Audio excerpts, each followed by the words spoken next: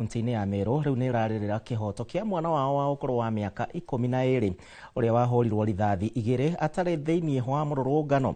Kũringana na OCPD wa Imenti ya ithũĩro Ambrose Kĩario, irema iria irĩ na kairĩtu gaka no anga cia rithathi cia raba kana hihi ndogo ya gũita maithori.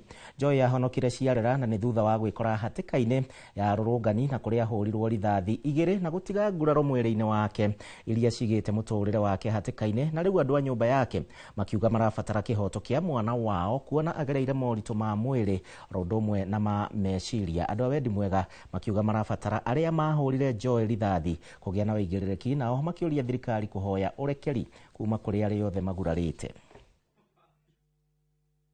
Wakati nilifika nikaenda nikauliza daktari nini imehappen, akaniambia mtoto ni kushotiwa, ameshotiwa.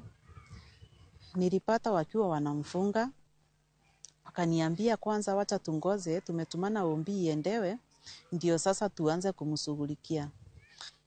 Nikiwa hapo juu sasa niliingia hapo kwa room ya mtoto na nikakataa kutoka hapo. Nikiwa hapo wakaniambia mwenye tumetuma ametuambia polisi wamesema wapeani ombi saa hii.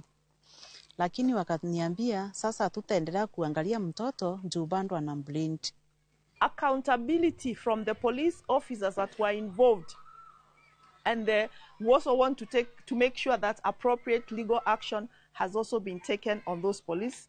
Number 5, an apology and restitution from the government to Joy and her family. Sisi tunajua maneno ya silaha na risasi. Hiyo si risasi halisi live round. Hiyo uwezekano wake ni tear gas, fragments ama rubber bullets.